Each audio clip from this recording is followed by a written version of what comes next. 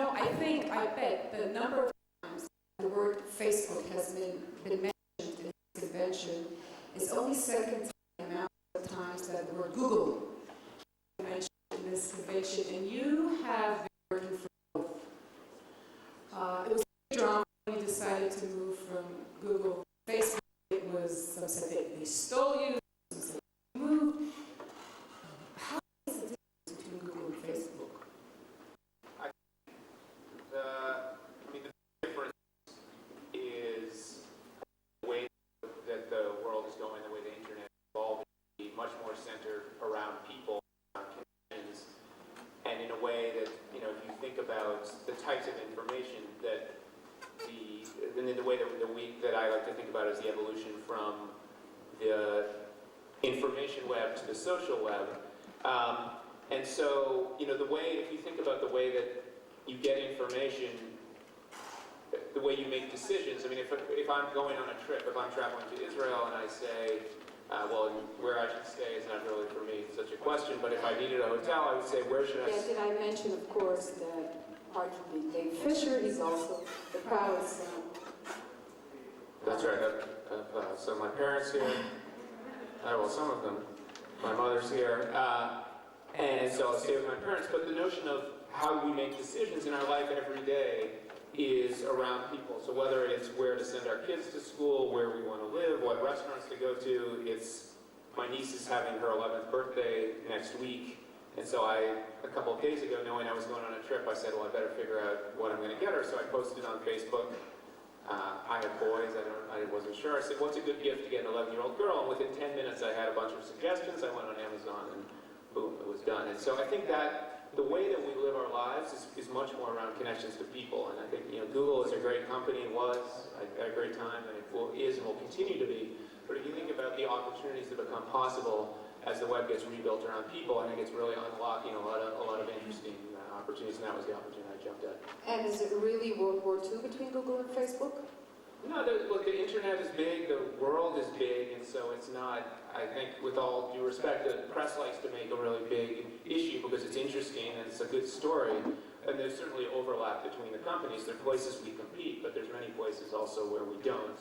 And I think, in terms of if I think about how much of my time I spent when I was at Google, focused maniacally on Facebook, and how much of my time I focused maniacally on Google, there's not that much. At Facebook, we're looking ahead at a lot of the opportunities going forward and what we need to do that no one else has done, and that's how we think about it. I guess everyone asks you this question, but I'll do it anyway. How close do you get to the phenomenon called Mark Zuckerberg? How involved is he still in the company?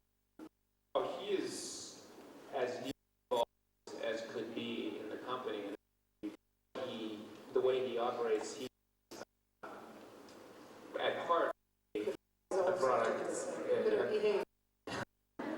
It's always you have to worry about my mom much more than my father. Being a mother of 3 boys, I can understand. As does he, I think. So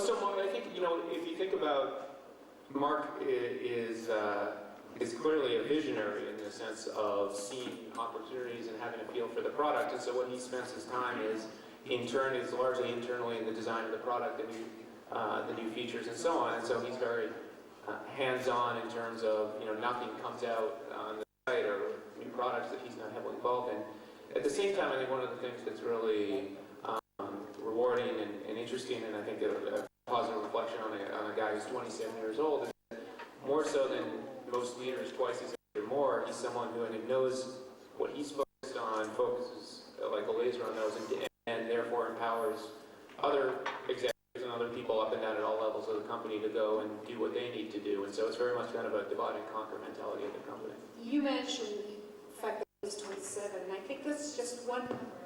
It's amazing when you talk about Facebook. Everything about the numbers regarding Facebook is amazing. From the, I think it's 700 million people of this global country, biggest country, I think, in the world. No, third biggest. Yeah, third biggest, yeah. If you count the population. And you can talk about its value, you can talk about the rate of people joining, you can talk about the rate, the percentage of 5-year-olds who are joining. There's so many numbers. What is the number that tells the story of Facebook in your eyes? I mean, there's so many amazing numbers to this amazing phenomenon. When you think of it, what's the number that jumps to your head?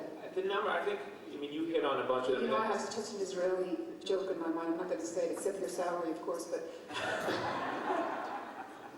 had to. The number, well, let's see, I'm going to ignore that. And the numbers, I mean, are impressive in some ways. Sometimes you really step back and they cause you to think. But I think, you know, for example, every day, 15 million connections between people are made.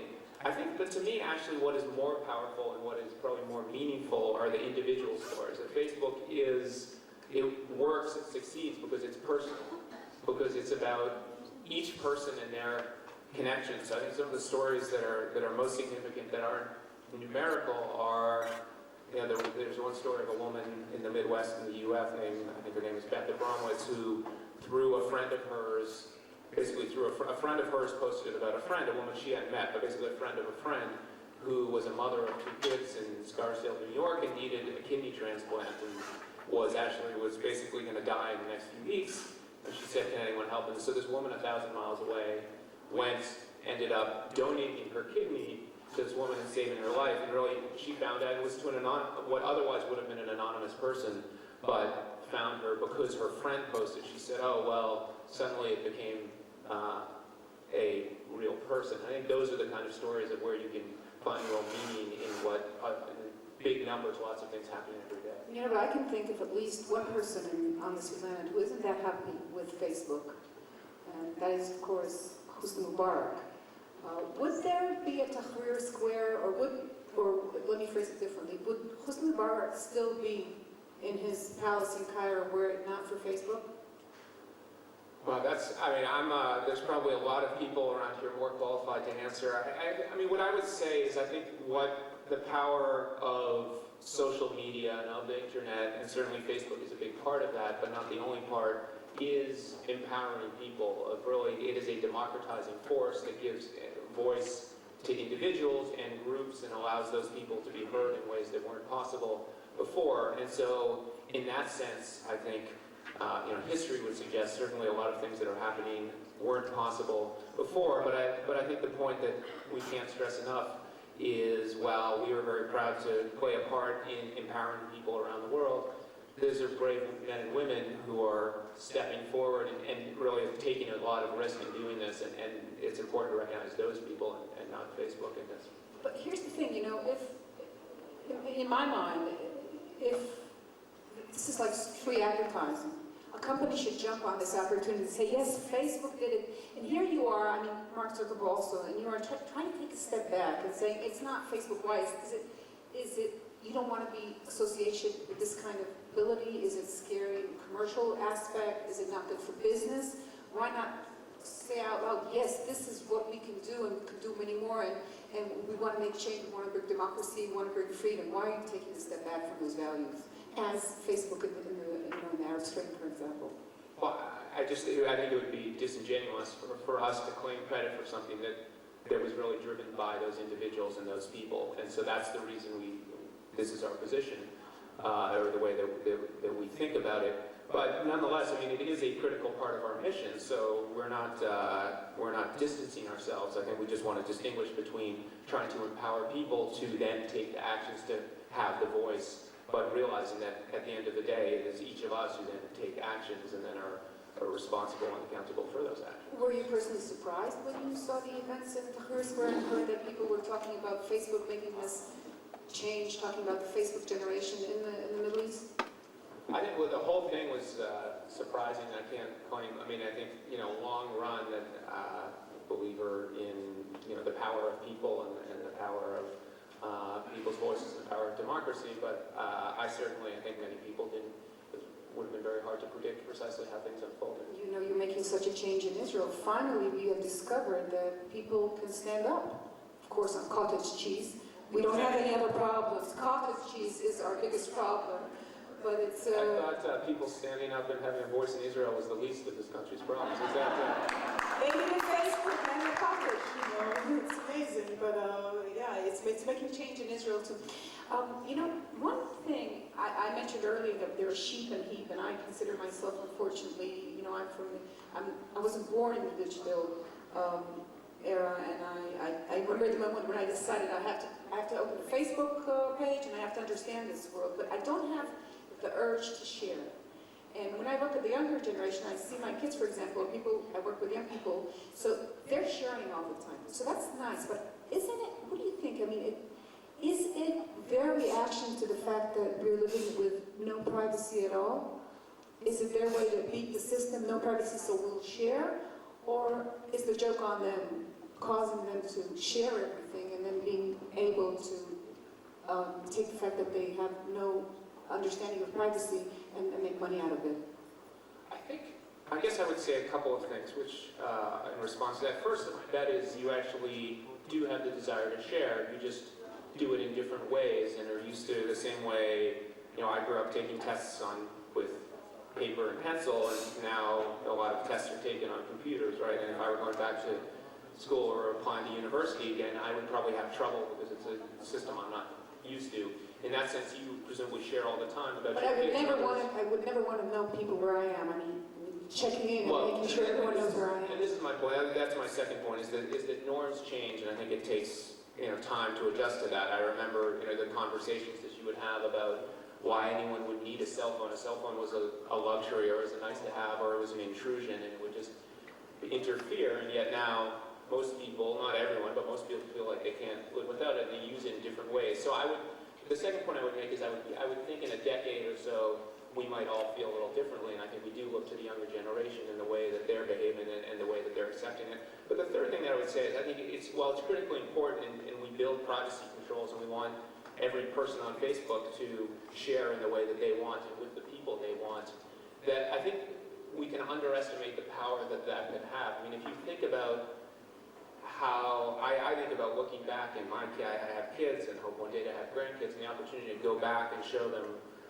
snapshots of my life and my parents' life and grandparents' life. My father and I, it was one of my brothers, I think 15 years ago, we went back, maybe more, to Latvia to see where his parents were from, and we came back to Africa to see where he grew up, which was an incredible experience, but was one that took a lot of time and a lot of investment, and that not everyone has the opportunity to do. And I think the chance when you think about to share the experiences of your life and be able to say, here's the way that we now take out photo albums and share them, the fact that you'll be able to share snapshots and times, and not just this is the picture of what I was doing, of what I looked like, but here's who my friends were, here's the music I was listening to, here are the things I was reading, the news of the day. I think we will be able to tell much richer stories about ourselves in the future than we do today. But here's the thing. We use Facebook and we see it as a social network, but it's a business at the end of the day. So there's a temptation to try and get us do things that we think are fun, but the companies can also make money out of it. So how do you draw the line when it comes to privacy? Because it is, you try to go forward and then people say you take a step back. What is your line? Sure, the line is really simple in that you own your data and you own your information, and we will never sell your name, your information to somebody. At the same time, as a business, by virtue of the fact that there's so many people on Facebook who are more engaged, people spend more time on Facebook than any other site, typically, by a pretty big margin between Facebook and the number 2 site in almost any country. And they share a lot, and it's what I share. I say that I put in information about myself. I tell you where I live. I tell you my age. I share my interests, that I'm interested in kiteboarding, that I like certain sports teams, and then we can use that information then to target, to allow advertisers to target. So they have no idea that they're targeting David Fischer, but they know if they say we want to target someone who's 38 years, someone in his 30s who is interested in the following sports or the following teams or politics or whatever it might be, then they have a chance to target really effectively and just get their message in front of me. But that's very different, but they don't actually know it's me, they just know it's targeted advertising, and that's proving really effective. Who's the new kid on the block? Who's the new Facebook that is going to turn Facebook into Google? We hope Facebook will be the new Facebook if we behave properly. David Fischer, thank you so much for taking the time. Thank you.